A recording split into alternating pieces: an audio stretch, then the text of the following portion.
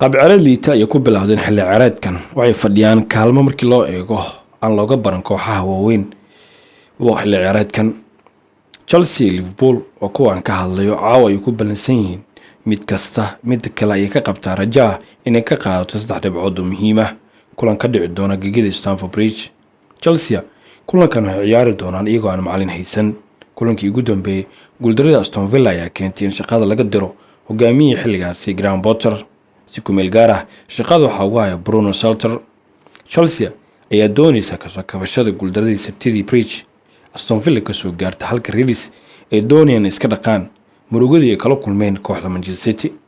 Blueska dhaawacyo ayay ku weyn doontaa xiddig muhiim ah sida Armand Broja, Thiago Silva, Cesar Azpilicueta, Pierre-Emerick Aubameyang, Wesley Fofana, goolhaye Edouard Mendy oo muddo maqnaa ayaa labaduba tababarka buuxa ku soo laabtay.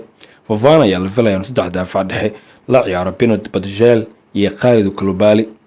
N'Golo Kante oo kulankii ugu dambeeyay ciyaartii ugu horeysay bedel ku soo galay ayaa macquul ah inuu kula soo ciyaaro qadka Enzo Fernandez iyo Mateo Kovacic.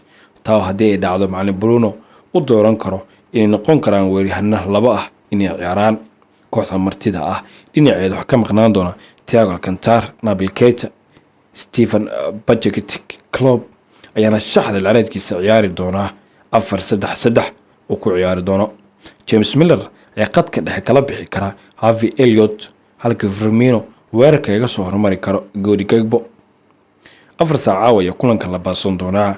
garsoore Anthony Taylor ayaa ciyaartan dhaxaadi ka noqon doona ciyaar ka dhici doonta garoonka Stamford Bridge. kooxahan ayaa u dagaalami doona markii loo eego inay ka kacaan kaalmaha liita ay fadhiyaan sanadkan ay ku bilowdeen koox walba ma fadhiiso halkii looga bartay taa oo ka dhigan kaalmaha 11aad iyo kaalinta 8aad ay kula jiraan labada kooxood. Liverpool ayaa shaqeysata 42 dhibcood, Chelsea ayaa leh 38 dhibcood taa oo ka dhigan koox walba qasab inay ku tahay caawa inay guul muhiim ah gaarto dhankeeda kale. kulankan ayaa noqon doona mid indhaha caalamka caawa ee wada eegi doonaan adi ahaan natiijada ayaa u saadaalinaysa.